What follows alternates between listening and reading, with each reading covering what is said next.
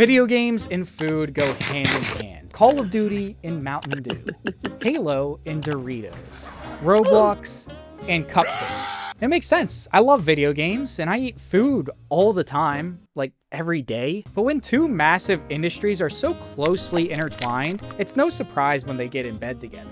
And when they do, out pops food to promote video games. Video games to promote food.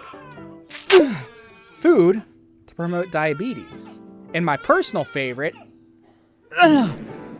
video game cookbooks. I know you were wondering where Master Chief was when all your friends were dying defending Reach. He would have been pretty helpful, I know, but he was busy in the kitchen. So he makes a pretty mean custard pie, though. In today's video, we're gonna open your third eye to the vast world of video game themed foods, and maybe even cook up some video game recipes in real life.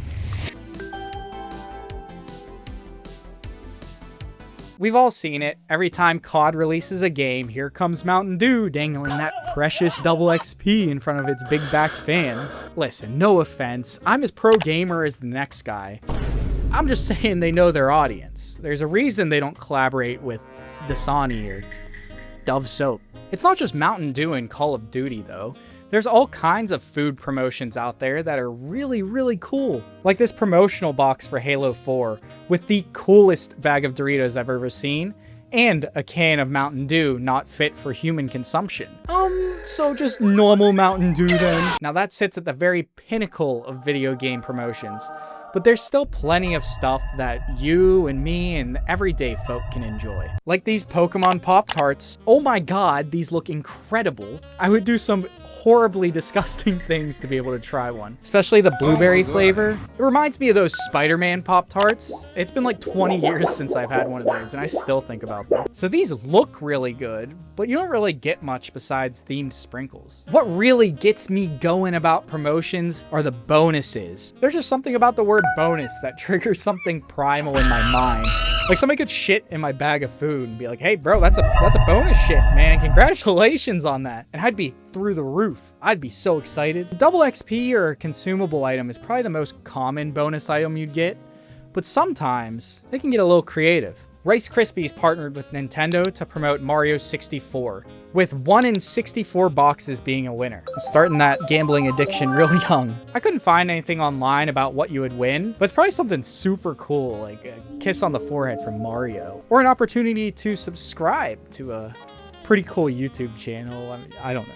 In 1999, Fruit by the Foot featured cheats for 3 popular N64 games: Yoshi's Story, Banjo-Kazooie, and Mario Kart 64.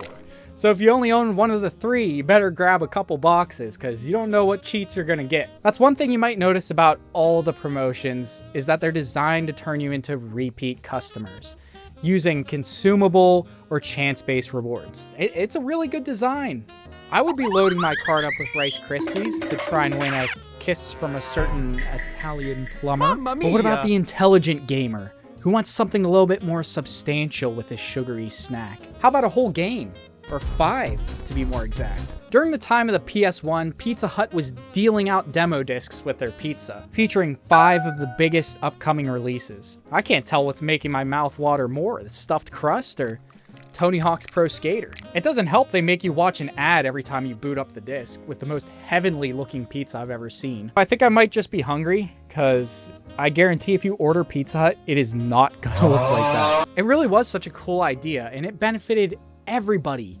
Pizza Hut got a ton of advertising, all the games got to reach a bigger audience, and the customers got to go home with something besides just heartburn. They were demos though, so they give you just enough to get a feel for the game, but it's definitely gonna leave you wanting more. Good news for you, if you're still hungry and you like the taste of Wicker furniture, check cereals including a full game with every box. The game was Chex Quest, a PG-rated Doom clone with the scariest intro of any game I've ever seen. This was the first instance of a food including a whole game with their product. And 10 years later, Burger King took a page out of their book and started including games with their value meals. For a few extra bucks, you'd find a copy of either Big Bumpin', Sneak King, or Pocket Bike Racers mixed in with your greasy meal. These were full Xbox 360 games that have kind of become a niche thing for people to collect. If I'm being honest though, I kind of missed the era of Xbox Arcade slop. Paying a couple bucks to buy a game like Doritos Crash Course and getting blasted with advertisements, it was fun, and some of the games were actually pretty good. But looking at and talking about all this food, it's starting to make me a little bit hungry. If only there was some way to teach me how to make my favorite video game foods, like some book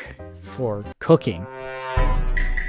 You've probably seen them before, and you might even be like me and wasted $40 on an Avatar-themed cookbook, only to realize, hey, this is just normal food with little pictures of Aang next to them. It's pretty crazy how encompassing these cookbooks are. Like any video game or fandom you can think about, there's a cookbook for it. Horizon Zero Dawn, Halo, Pokemon, Sonic, God of War, Final Fantasy, Street Fighter, Destiny, Fallout. Some of these games don't even have food in them. And the ones that do, you probably shouldn't be eating. Except for sugar bombs. I really want to try those, but the rest of the food in Fallout, not so much. It just leaves me wanting a cookbook that shows you how to actually recreate the meals that you see in the games. Not just inspired by it, but the actual meals. Like, I want to make something that looks like this. Like pixels, and I want it to look square like that. So you know what? That's exactly what we're gonna do. Let's go take a trip to the store. So we hopped in the foodmobile and drove over to our local organic food market. Now this place is a little bit bougie for somebody like me. Like, I still eat blueberry cereal every Halloween, but we figured it would be the store with the widest selection of produce. And oh, did they. Like, what is this? You're gonna tell me people actually know what this is and just eat it? They had some SpongeBob fluid too. I thought that was pretty cool. A SpongeBob juice. What? You're probably wondering, what's he gonna cook? Like, what's he got up his sleeve? Well, a little bit of mushroom stew. It was really uncomfortable. It was really hot in there. In Minecraft, you need 3 items to craft mushroom stew.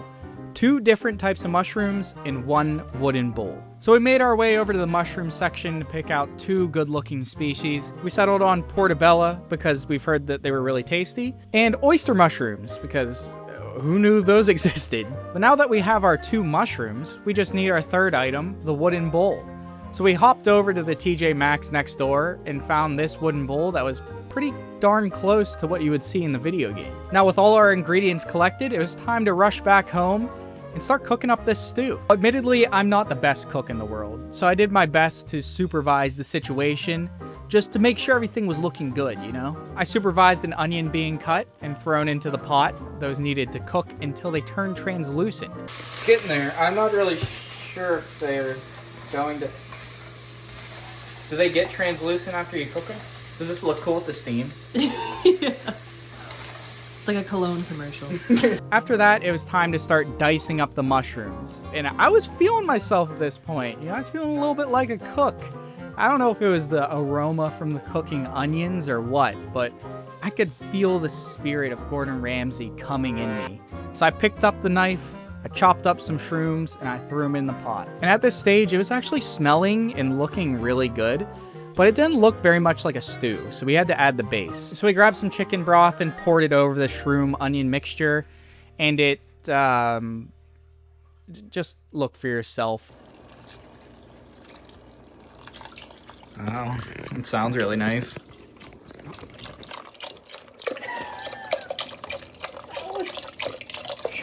What are we making? All right, I'll admit it, at this point, it was looking a little bit suboptimal, but there was still a lot of cooking left to do. We let it simmer for around 30 to 40 minutes, really let those flavors whisper in each other's ear. Is it supposed to be smoking this much? After that, the last step was to add the heavy whipping cream. Now, we did run into a little bit of a problem with ours. In my defense, it was a big container, okay, and I didn't know thawing it out from frozen would turn it into Elmer's glue. Oh, shit! What is that? What do I do? What do I do? That was the only one we had, so we had to make do. We dumped it in there, and I can still hear that sound whenever I close my eyes. But after mixing in the cream, it started looking good. And I'd say this looks pretty darn close to the actual game. But the real question, how did it taste? It wasn't bad at all. I think my wife put it best. Frankly, it was quite a smooth balance of the buttery rustic mushrooms, blended with that piquant melody of garlic tones, if you will. I can smell it just saying it again. Tastes like comfort food, wrapped up in a delicious Minecraft bowl. I like the portobellos. They had a good texture and a good flavor. The oysters, on the other hand, were kind of like chewing a half-cooked rubber chicken. It was very tough and rubbery. I just could do without those next time, I think. Personally, I felt like the broth was a little bit too salty for my liking. I mean, it was just straight up chicken broth, pretty much. My wife was on the opposite side. She said it was in negative proximity to a canker, whatever you want to take away from that. It was fun to eat, though. I felt like I was like an old peasant in like medieval times or Skyrim or like a blacksmith or something. It was a good time. Also, I love this wooden bowl. It's just so cool. I can't wait to eat blueberry out of it this Halloween. But yeah, that's gonna do it for this one. Let me know down in the comments, what's a video game food that you guys would love to try in real life? I'm gonna go try and figure out the recipe for rotten flesh now. All right, peace out.